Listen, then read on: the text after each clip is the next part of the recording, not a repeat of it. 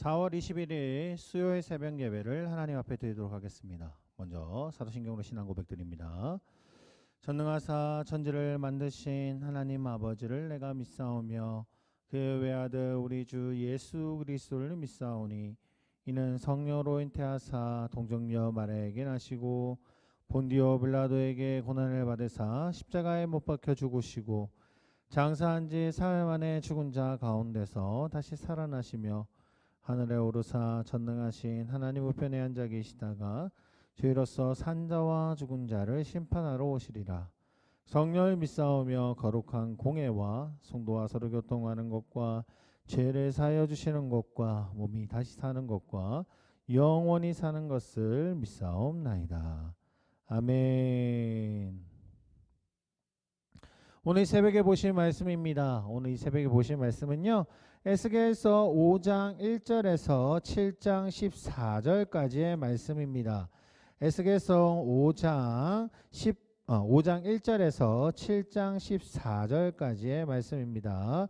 먼저 말씀 읽고 돌아오도록 하겠습니다. 정지 버튼 눌러주세요. 자, 말씀을 다 읽었으면 오늘 본문 말씀 보도록 하겠습니다. 오늘 본문 말씀은요, 에스겔서 5장 1절에서 4절까지의 말씀입니다.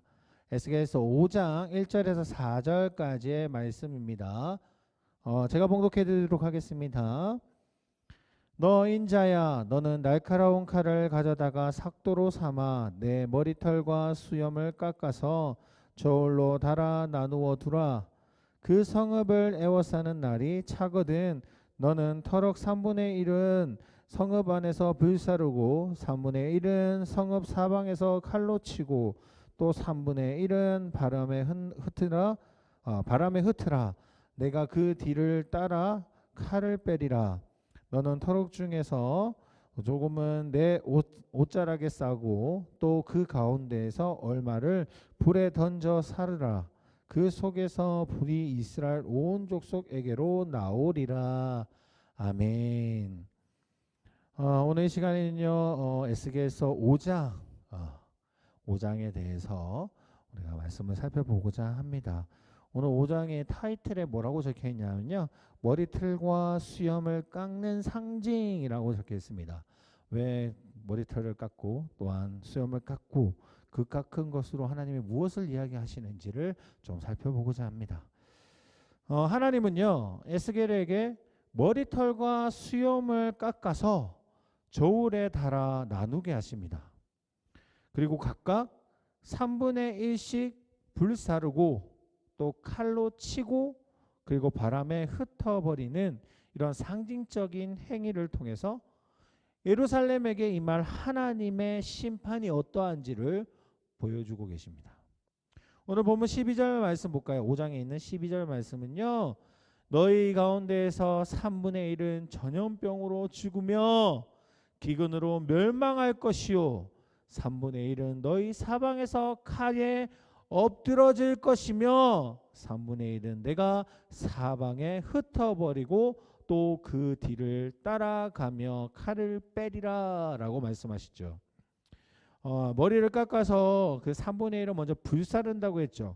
그 불사른다라는 그 3분의 1은 그들에게 전염병과 기근이 그들에게 임할 것임을 이야기를 하고요. 또한 3분의 1은 어떻게 하죠? 칼로 치고라고 이야기합니다. 바로 그 3분의 1을 칼에 의해서 죽게 될 것이고, 그리고 마지막 3분의 1은 흩어버렸다 했죠. 그 사방에 흐트러질 것임을 말씀하고 있는 것입니다. 하나님은 이런 지속적인 경고와 또한 회개를 그들에게 촉구하는 말씀들을 계속하고 계십니다. 그럼에도 불구하고 이스라엘 사람들은요, 그들의 삶에서의 변화가 나타나지 않는 겁니다. 이제 하나님의 그 인내가 끝에 이르고 있는 것이죠. 하나님은 이스라엘에게 그 분노를 다 쏟아버리시고 또한 책망으로 벌하시며 수치와 조롱거리가 되겠다라고 이제 에스겔에게 이야기해 주는 것입니다. 이스라엘은요, 오히려 이방인들보다 더 악한 행위들을 했습니다. 그리고 이방인들의 규례대로도 행하지 않고 또한 그 말씀에 그들의 부패가 얼마나 심했는지에 대해서 우리는 지금까지 너무 많은 말씀들을 봤습니다. 하나님이 그들에게 원했던 것은 한 가지였죠. 뭐죠? 마태복음 5장에는 이렇게 이야기합니다. 너희는 세상의 빛과 소금이 되어라. 예수님은 그렇게 말씀하셨고 그 그리스도인들의 정체성과 책무를 그들 통해서 나타내셨죠. 하지만 오히려 그 어두운 곳에서 빛을 발하지 못하는 그들의 모습, 그리고 맛을 잃어버려서 세상에서 더 이상 소금으로서의 역할을 못하는 그들의 모습에 하나님은 더 이상 실망을 감추지 못하십니다. 우리의 사명은 빛과 소금이 되는 것이죠.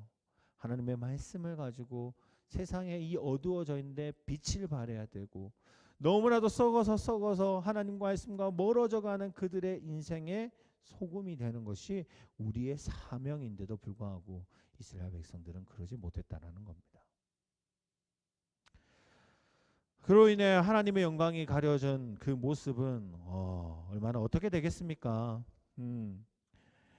이스라엘 향한 그 책망, 이 책망을 넘어서 이제는 징계와 심판으로 그들에게 임하게 될 것입니다. 하나님은요, 우리에게 책임을 물으십니다. 왜 그렇게 했느냐에 대한 책임을 꼭 물어보시죠. 물론 하나님은 우리를 너무 사랑하시기 때문에 우리를 끝까지 붙잡아 주시고 인도하시고 다시 일으켜 세우십니다. 하지만 꼭 주어지는 한 가지는 있습니다. 그것이 무엇이냐 하면 책망도 같이 주어진다라는 사실을 우리가 잊지 말아야 되죠.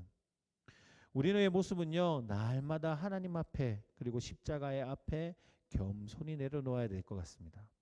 늘 회개의 자리에서 우리 스스로 얼마나 이 바꿀 수 있는, 회개자에서 내 모습을 바꿀 수 있도록 몸부림쳐야 되는 게 우리의 모습일 것입니다.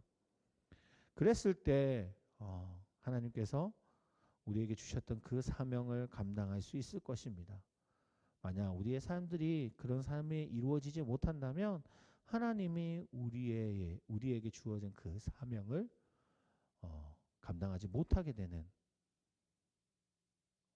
감당할 수 없는 그런 존재가 될 수 있음을 꼭 기억했으면 좋겠고요. 오늘 하루에는 이 하나님께서의 그 분노가 얼마나 크신지에 대한 부분들을 5장을 통해서 봅니다. 더 이상 이스라엘 백성들을 하나님이 가만두시지 않겠다라는 모습들을 보여주시죠. 물론 이 말씀만에는 오해하시면 안 되는 부분은 분명히 있습니다. 하나님이 그들에게 가만두지 않겠다라고 이야기하는 것은 그들이 짓고 있는 그 죄악된 모습에서 하나님이 분명히 처벌하시겠다, 책임을 지게 하시겠다라는 의미이지 하나님이 너희를 버리겠다라는 의미는 아닙니다. 이 사실을 꼭 기억하고요. 우리가 정말 하나님 앞에 온전하게 살아가지 못하고 있다면 오늘 이 시간 주님 앞에 회개하며 나갔으면 좋겠습니다. 하나님, 내가 너무나도 연약하고 너무나도 보잘것없기 때문에 항상 하나님의 삶 속에서 하나님이 빠져 있었습니다. 아니, 오늘 하루는 제 인생에 하나님이 주관하여 주시고 하나님이 인도하여 주시고 하나님의 축복이 나를 통해서 이루어질 수 있고, 또한 그 세상에 빛과 소금의 역할을 감당할 수 있는 하루가 될 수 있도록 주님이 인도해 주세요라고 이 아침에 기도하며 나가는 시간, 그리고 하나님의 인도하심을 받을 수 있는 축복을 누리시는 저희 가운교회 성도님들이 되시기를 소원합니다. 기도하겠습니다. 하나님 아버지, 감사합니다. 언제나 함께 하시는 주님, 오늘 하루도 주님 앞에 나아갑니다. 이스라엘 백성이 너무나도 하나님과의 관계가 멀어지고, 또한 하나님과의 우리 믿음의 단계에서 너무나도 멀어져 가는 그들의 모습에 하나님은 안타까워하셨고, 또한 그들이 잘못했던 모습들을 바라보게 하십니다. 우리에게도 하나님, 우리의 잘못된 점들이 있지 않습니까? 하나님, 우리 오늘 하루는요, 나의 잘못된 모습을 주님 앞에 내려놓고 회개하며 하나님이 원하시는 삶, 하나님이 인도하시는 삶들을 감당할 수 있는 하루가 될 수 있도록 주님이 축복하시고 인도하여 주시옵소서. 또 오늘 하루 또 이 새벽에 기도하며 나아갈 때에 주님이 응답하여 주시고, 또한 우리 입술에서 감사함으로 고백할 수 있는 하루가 될 수 있도록 주님이 축복하여 주시옵소서. 이 모든 말씀 예수 그리스도 이름으로 기도드립니다. 아멘. 하늘에 계신 우리 아버지여, 이름이 거룩히 여김을 받으시오며 나라의 마옵시오며 뜻이 하늘에서 이룬 것 같이 땅에서도 이루어지리다. 오늘날 우리에게 일용할 양식을 주옵시고 우리가 우리에게 죄 지은 자를 사하여 준 것 같이 우리의 죄를 사하여 주옵시고 우리를 시험에 들게 하지 마옵시며 다만 악에서 구하옵소서. 대개 나라와 권세와 영광이 아버지께 영원히 있사옵나이다. 아멘.